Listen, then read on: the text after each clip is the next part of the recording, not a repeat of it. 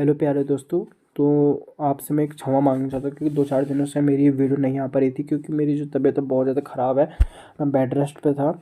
तो अब कोई दिक्कत लेने की बात नहीं, मतलब मैं 50-50 ठीक हो ही चुका हूँ। तो बिना किसी देरी के आज के इंपॉर्टेंट करंट अफेयर्स को शुरू करते हैं, ठीक है। जो भी होता है मैं आपसे पहले ही बता दूंगा कि वीडियो क्यों नहीं आ पा रही है। तो आप ऐसा मत बोला कि सर चलेगा, ये हो गया वो हो गया, ठीक है। सर तो आप मत ही कहना मुझे, आप मुझे अपना दोस्त मान के रखो, ठीक है। तो चलो शुरू करते हैं आज के करंट अफेयर्स को, ठीक है। ठीक, क्या पूछ रहा है। हाल ही में प्रेस सूचना ब्यूरो के प्रधान महानिदेशक किसे नियुक्त किया गया, ठीक है। जो प्रेस सूचना ब्यूरो के प्रधान महानिदेशक किसे नियुक्त किया गया, ठीक है। जो प्रेस सूचना के ब्यूरो है, ठीक है, वहाँ का जो ब्यूरो है, जैसे मान लो कंपनी है, ठीक है। तो उस कंपनी का जो महानिदेशक है उस किसे नियुक्त किया गया, ठीक है। ठीक है, किसे नियुक्त किया गया, किसे किस में किया गया, महानिदेशक में किया गया, ठीक है। यहाँ पर ऑप्शन क्या है, Joy Shri Das Verma, M B Rao, Shefali V Sharan, Navneet Sehgal, ठीक है। इनमें से राइट आंसर क्या हो जाएगा। अगली 5 मिनट। इनमें से राइट आंसर क्या हो जाएगा, जयश्री दास वर्मा, ठीक है। राइट आंसर आपका क्या है, जयश्री दास वर्मा। हम क्वेश्चन घुमा के क्या पूछेगा कि जयश्री दास वर्मा को किस पद पर या कहाँ उसे नियुक्त किया गया, ठीक है। महानिदेशक के रूप में कहाँ उसे नियुक्त किया गया, तो यहाँ पे क्या आ जाएगा, प्रेस सूचना ब्यूरो।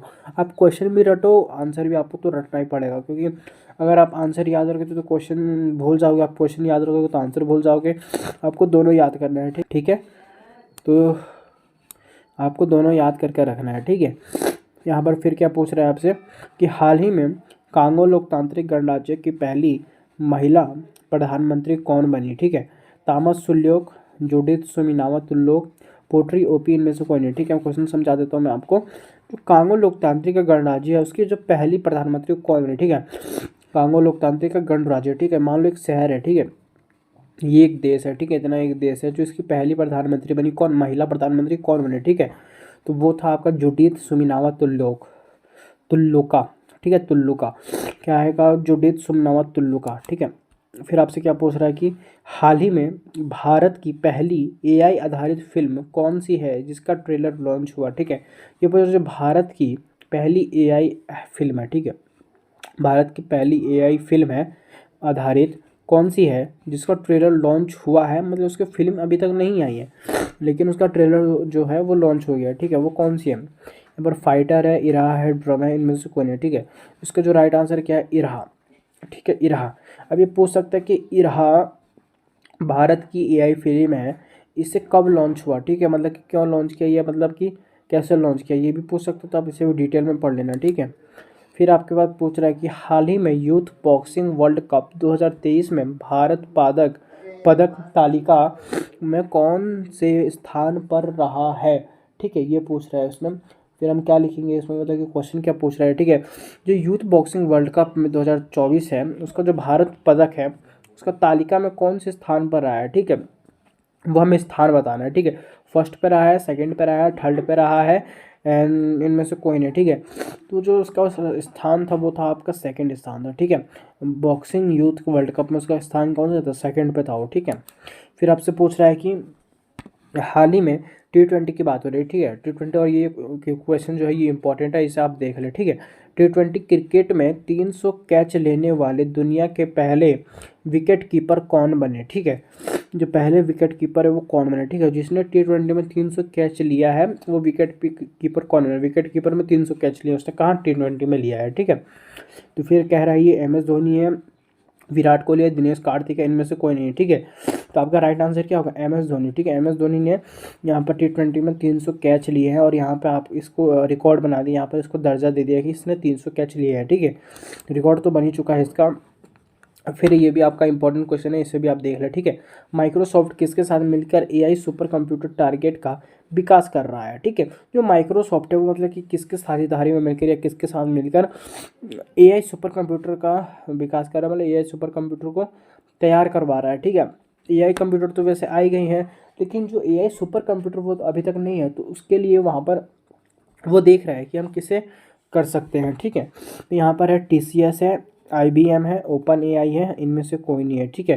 तो राइट आंसर क्या हो जाएगा इसका? राइट आंसर हो जाएगा आपका ओपन एआई। ठीक है, ओपन एआई। अब यहाँ में आ सकता है कि ओपन एआई की सहायता से माइक्रोसॉफ्ट क्या टारगेट कर रही है, किसे लॉन्च कर रही है, किसे बना रहा है। ठीक है, तो क्या आ जाएगा? एआई सुपर कंप्यूटर हो जाएगा। ठीक है, फिर आपके पास आ रहा है यहाँ पर क्वेश्चन जो पूछ रहा है, हाल ही में किस स्थान की साझी क्राफ्ट को जीआई टैग मिला। ठीक है, हाल ही में किस स्थान की साझी क्राफ्ट को जीआई टैग, मतलब कि जो जीआई टैग होता है वो किस स्थान को मिला। ठीक है, यहाँ पे मथुरा है, वाराणसी है, लखनऊ है, इनमें से कोई नहीं है। ठीक है, तो वो जो जीआई टैग मिला किस स्थान को मिला, जो साझी क्राफ्ट है वो आपको मिला मथुरा में मिला। ठीक है, कहाँ मिला आपको? मथुरा में मिला। ठीक है, फिर आपसे पूछ रहा है कि हाल ही में अंतर्राष्ट्रीय शून्य अपशिष्ट दिवस कब मनाया गया। ठीक है, अब ये आपको लग रहा है कि शून्य दिवस तो अगले वाले क्वेश्चन में आया था और ये हमने मना भी दिया है, लेकिन अब क्यों आया है? ठीक है, तो ये शून्य अपशिष्ट दिवस है, शून्य दिवस नहीं है। ठीक है, वो शून्य दिवस था वो अलग हुआ और ये शून्य अपशिष्ट दिवस है ये भी अलग है। ठीक है,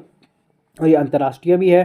तो अंतर्राष्ट्रीय शून्य अपशिष्ट दिवस ये कब मनाया गया? ठीक है, तो ये पहली बार 2009 में, ये मतलब 2009 से ये शुरू हुआ था शून्य अपशिष्ट दिवस।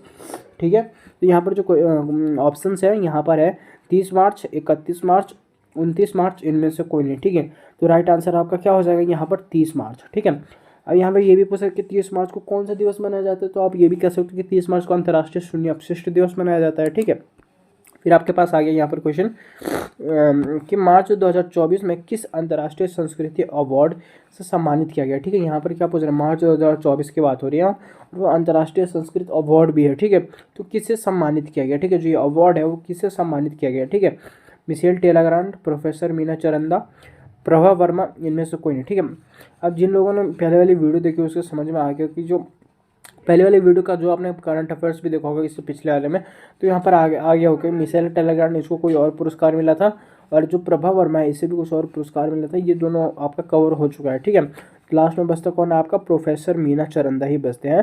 तो राइट आंसर क्या हो जाएगा आपका? प्रोफेसर मीना चरंदा। ठीक है, अब ये भी पूछ सकते हैं प्रोफेसर मीना चरंदा को कौन सा अवार्ड दिया गया था, अब ये भी कह सकते हो प्रोफेसर मीना चरंदा को अंतर्राष्ट्रीय संस्कृत अवार्ड दिया गया। ठीक है, तो ये क्वेश्चन भी आपका इंपॉर्टेंट है, ये भी देख लें आप। ठीक है, फिर आपसे पूछ रहा है कि मार्च 2024 में आत्मा, ठीक है, आत्मा का जो फुल फॉर्म होता है वो है आपका ऑटोमोटिव टावर मैन्युफैक्चर एसोसिएशन के नए अध्यक्ष कौन बने। ठीक है, जो आत्मा है उसके जो नए अध्यक्ष वो कौन बने। ठीक है, नए अध्यक्ष के बारे में पूछ रहा है ये, आत्मा के नए अध्यक्ष वो भी मार्च 2024 में चेंज हुए हैं। ठीक है, नवीन जिंदल है, MB राव है, अर्नब बनर्जी है, इनमें से कौन नहीं।